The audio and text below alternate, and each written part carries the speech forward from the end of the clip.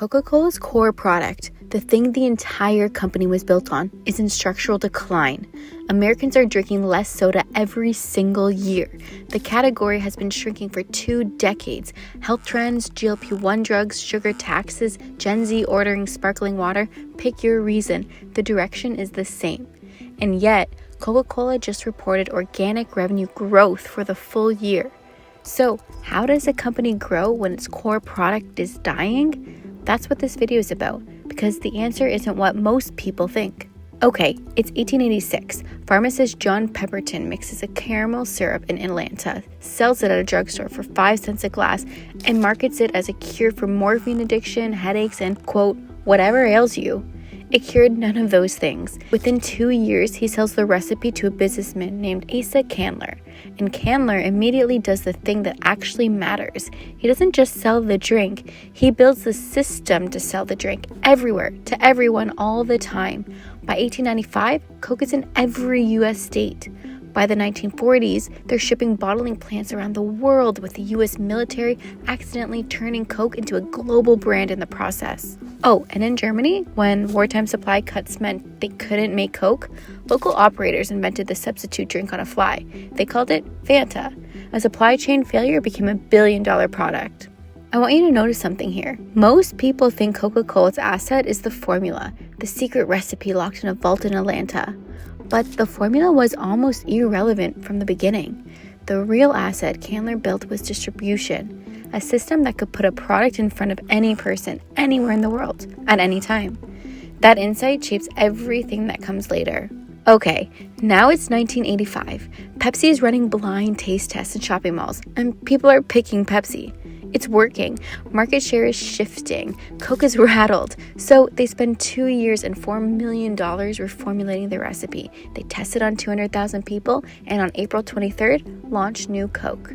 Within days, they know it's a disaster. 400,000 complaint calls flood in. People stockpile original Coke. A man in Seattle found a group called Old Coke Drinkers of America with 100,000 members. Senators stand up on the floor of Congress to call it an affront to American culture.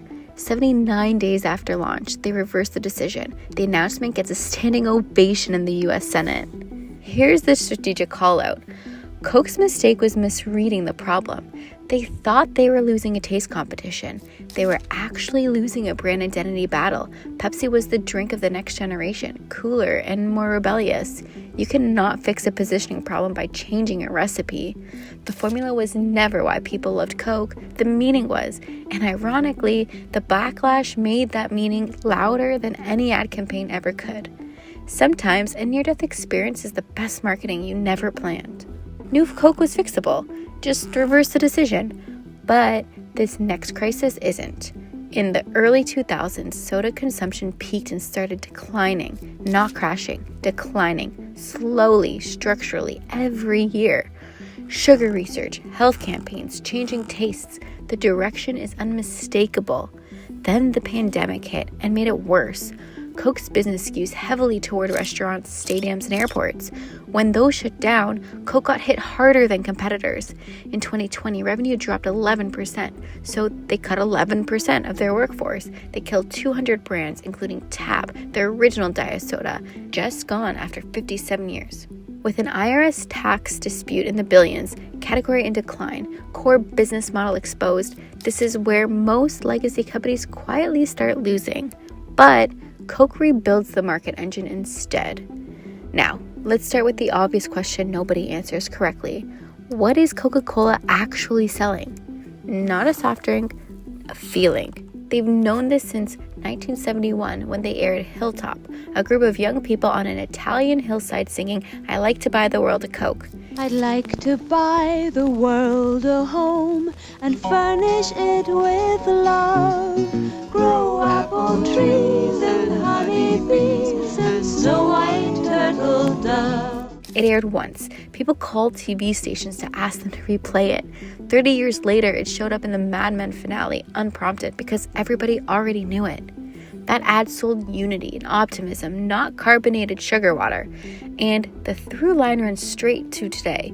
Open happiness. Taste the feeling. Their current platform, Real Magic, the idea that genuine human connection is the most extraordinary thing in the world, and a Coke is just part of that moment. The product barely appears. The feeling is the whole thing. When your core product is essentially a commodity, sweet, fizzy, brown water, the brand is your only durable competitive advantage. Coke spends $4 to $5 billion a year not on product R&D, but on feelings, on making sure that cracking open a Coke registers as something warmer than a cold drink. That's 140 years of emotional association that no competitor can replicate from scratch. That's the moat. On top of that, Coke gets personal. Share a Coke, launched in 2011, relaunched in 2025, replaced the logo with people's first names. In 2025, they brought it back for Gen Z with QR codes, digital personalization, and a campus tour because the insight still holds. In a world of algorithmic content, something physical and personal cuts through every time.